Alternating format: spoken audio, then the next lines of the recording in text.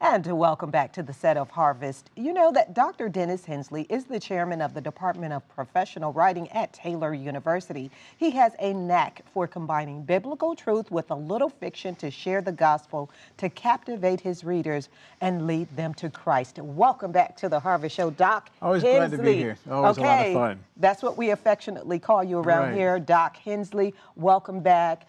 Talking about how you're using your skill set to capture people with the gospel of Jesus Christ. Kind of take us back. What started that different style of writing for you? Well, Jesus was a storyteller. There's no doubt about that. And he could take complicated issues and get it down where anyone could understand it. And that was a challenge in his day because part of his audience, you had people who were scribes and Pharisees and Sanhedrin, very educated people. Then you had carpenters and sheep herders, and you had people who were farmers, and they weren't even able to read and write. So when they would ask him complicated questions on theology, he would say, let me tell you a story about a man who went out to sow a field. Or let me tell you about a man who had 2 sons. And they'd all lean forward and listen to it, and they'd say, oh, I get it, I get it. They compare that. So my idea was, why can't we do that today too? Take the idea of taking modern day stories.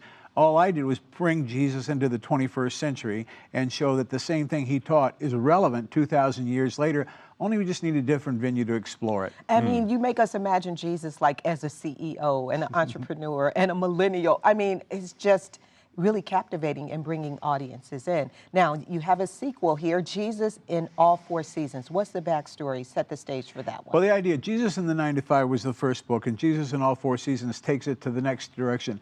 But what I'm trying to do is take the parables and also the real life events of Jesus Christ and capture them in a 21st century setting so that people today will say, oh my gosh, I see what you're doing there.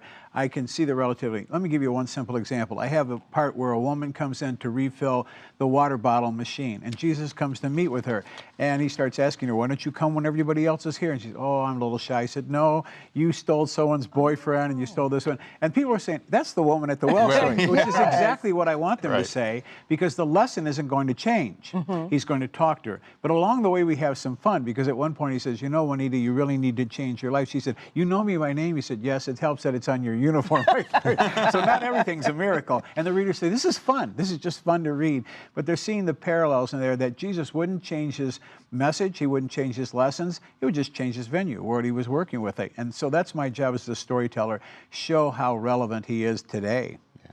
Now, when you're kind of taking that approach and taking the ancient parables and the stories of Jesus and modernizing them, but you go beyond that with actually some fictional interpolation, like Joseph's deathbed. Yes, and what I think I'm trying to show there is that there are challenges that we ask, like, why do people have to die? I mean, well, can't they live forever? Or why couldn't Jesus heal my aunt who was suffering from cancer or something like that?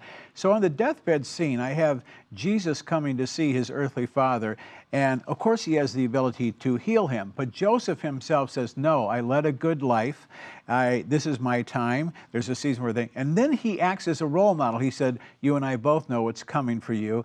Watch how I die with dignity. And it's like a father still trying to be an educator to his son and an influence on that. And I'm truly believing that when Jesus was growing up, that Joseph taught him how to be a carpenter, taught him how to be a diligent worker, those sort of things. Of course, he was the Messiah, but here he had to grow up in that sort of thing. So his father dies there in the deathbed scene, and people reading that thinking, that was right. He was a role model. He was strong. We can't live forever. That's not what we're supposed to do. But by showing a powerful scene like that where Jesus himself is there holding back, I could cure you, but this is not the right thing. There is a time for everything.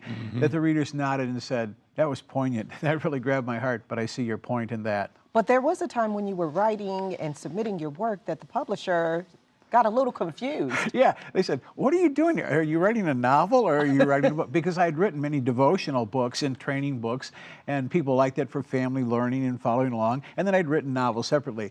And I said, the fact is, I think what I want to do here is teach the strong lessons of the New Testament that Christ shared with us, but I want to use his technique. I want to say, all right, let me show you a story here so you can understand it.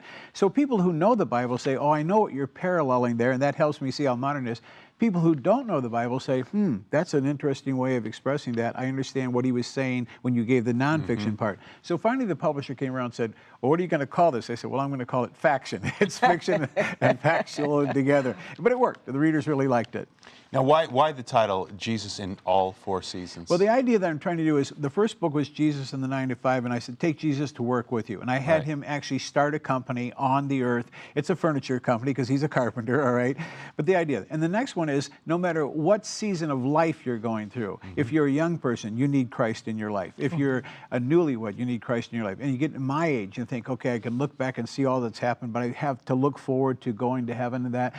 So I try to show different elements of how Christ reached out. He was very friendly to children, okay? He said, bring them to me, that sort of thing. When people were older and floundering, not knowing what to do with their lives, he said, well, here's a man who had 2 sons who messed up. Let me tell you about that season of life.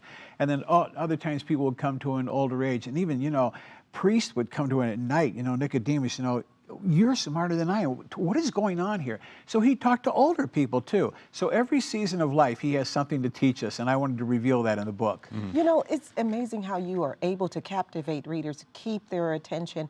So why can't we translate that in every area of presenting the gospel, like through evangelism? I think that you're exactly right. We need to do that. We need to reach people where they live, where they're coming from. And stories do that. Relate to them and tell them, all right, this is what Christ has to say to you. We can translate the Bible in different ways and put it in modern language, but a lot of times people say, well, I don't get the application because I don't know anything about sheep herding or something. So we say, all right, let me compare that to something else. And that's what my job as a writer is, to give you a modern day example of what he's talking about and have you get that aha moment, like, oh, I see that. So that's why I tell people, I train writers because I want them to be able to share it in an evangelistic way. This is the message, and it's not complicated. We can just give modern day parables and examples to it, and that's what makes a creative writer. Now, is there a danger or caution, though, for maybe taking liberty beyond where it ought to go and then maybe watering down or complicating the message greater than it needs to be? That's a legitimate concern. It really is a legitimate concern because you don't want to put something in that isn't. The Bible tells us don't mess with a jot or tittle, don't change the message. But I think that there are implications that you can do, that you can imply about things that are so obvious that we're there that you can put things in there. So what I would say to people is don't change the message. You can enhance the setting, the venue, the people, and create the dialogue, but don't change the message so that people walk away and say, I see what your point still is. And if that's what we accomplish. So pastors use illustrations, they use things from the news, they use things from history, and we say, oh, I see what you're trying to say, and that helps me understand this passage. So that is the responsibility of the writer. Don't change the message. Enhance the way you explain it and be creative in the way that you announce it to the public, the way you're going to show your venue, but make sure they walk away with the same message that was in there. So what's the takeaway when someone reads it? Well, I'm hoping that one or two things. One is they'll say, you made me look at that in a new way. And even though I've been in the scriptures a long time, now I have a fresh approach to it. I'm excited to go back. The other thing is that I can give this book to my neighbor or my friend who's not a Christian and say, you want to read something? You'll find this entertaining and insightful. Here, you'll enjoy it. And they won't be, like you're trying to force a track on me or force me to read a Gideon Bible or something like that. And it has an appeal to them. And for me as a creative writer, that's what I really want to accomplish, that it has this openness that, here, you don't have to be afraid to read this, and you might just gain some knowledge. Now, whether Jesus is by the water cooler speaking to Juanita or kneeling down next to his Papa Joseph when his time is up, you really kind of make Jesus approachable in all seasons of life. Why is this intimacy or this approachability so important to you? That, to me, was one of the major themes, and I'm so glad you picked up on that. I think when Christ left heaven to come to earth, that was the most incredible commitment to us of intimacy. I want to be hands-on. I want to be face-to-face with you. I want to touch with you. And the idea that a leper could come to him, a prostitute could come to him, somebody who was poor could come to him, somebody who was uneducated, he said, come here. And he would always say that, follow me. I'm here for everybody. All can be saved. And so that's why I was trying to put in the book, I have him talk with the workers on the line, the executives, the customers, the people who are the designers. He'll talk to anybody. He'll say, but the message doesn't change. You need salvation. And so having that intimacy of making him realistic, that was the thing that I was really shooting for. So what's next for you? You have some, what, 63 books 63, under your belt? yeah. Well, this is going to be a trilogy. I have one more, Jesus in the Yesterday, Today, and Forever. We'll be concluding this 3-part series. I'm working on that now, and hopefully that'll work as well as the other 2 have. You know, I keep saying I'm going to take your writing class. I am, because I enjoy creative writing. Thanks so much for joining us, Dr. Hensley. It's always a pleasure. Thank you. Well, to connect with Dr. Hensley, go to dochensley.com or go to harvest-tv.com for a link to his new project. It's called Jesus in All 4 Seasons. Coming up later, your prayer request, but up next, Brian Bush with the latest news from Israel. No, not Israel, Ethiopia.